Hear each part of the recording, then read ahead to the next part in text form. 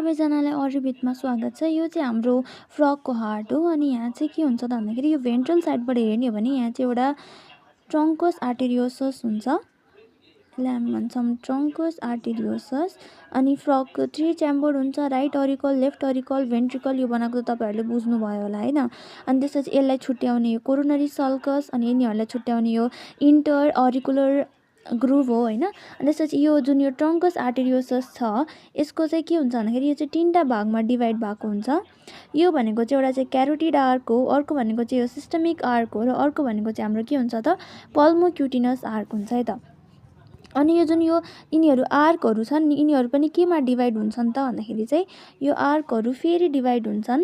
यो सिस्टम जुन यो हाम्रो बाहिरको जुन यो क्यारोटिड आर्क छ नि होइन यो दुईटामा डिभाइड हुन्छ है त। अनि यसमा चाहिँ अलिकति यो बल्बस काइन्ड अफ पार्ट हुन्छ अनि यो यस्तो खालको पार्ट हुन्छ। यो चाहिँ एक्सटर्नल क्यारोटिड हुन्छ र यो भनेको इन्टर्नल क्यारोटिड हुन्छ। यसपछि अर्को भनेको चाहिँ यो सिस्टमिक आर्क हुन्छ, अर्को भनेको चाहिँ पल्मनरी आर्क हुन्छ है त। अनि यहाँ जुन यो पल्मनरी आर्क हुन्छ यहाँबाट अर्को पनि आर्क निस्किन्छ, द्याट इज अ क्युटेनियस आर्क है त। क्युटेनियस आर्क, पल्मनरी आर्क, अर्को भनेको सिस्टमिक आर्क, एउटा भनेको एक्सटर्नल क्यारोटिड, अर्को भनेको इन्टर्नल क्यारोटिड गरेर चाहिँ हाम्रो चाहिँ के हुन्छ त भन्दाखेरि यो आर्टेरियल सिस्टमको फिगर चाहिँ यस्तो हुन्छ है त। अनि त्यहाँ चाहिँ अब के हुन्छ त भन्दाखेरि चाहिँ एक्सटर्नल क्यारोटिड जुन यो एक्सटर्नल क्यारोटिड छ नि होइन, एक्सटर्नल क्यारोटिडले चाहिँ लोवर जदेखि टङदेखि लोवर जसम्म चाहिँ ब्लडलाई सप्लाई गर्छ एक्सटर्नल क्यारोटिडले भने इन्टर्नल क्यारोटिडले फेरि के गर्छ त भन्दाखेरि चाहिँ हाम्रो ब्रेनमा अनि त्यसपछि orbit root of buccal cavity अनि स्कलमा त्यसमा पनि यसले के गर्छ त ब्लड सप्लाई गर्छ है त। अनि त्यसपछि हाम्रो अर्को चाहिँ यो चाहिँ पल्मनरी र क्युटेनियस त नामबाटै थाहा हुन्छ।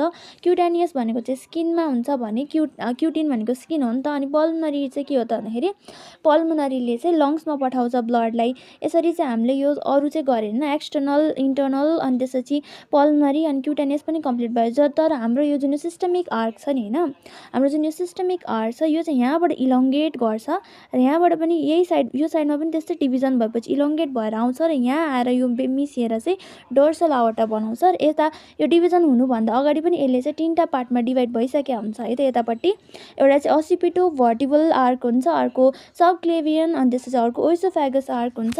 अनि यहाँबाट आइसकेपछि यो चाहिँ भनेको चाहिँ डोर्सल आवर्टा हो। अनि त्यसपछि यो डोर्सल आवर्टा फेरि के हुन्छ त अझै डिभाइड हुन्छ र यो भिडियोमा चाहिँ यो कम्प्लिट भएन र अर्को भिडियोमा चाहिँ म कम्प्लिट गर्ने ट्राई गर्नेछु। हजुरहरूले यो बुझ्नुभयो कि भनेर चाहिँ मलाई भन्नु होला है त।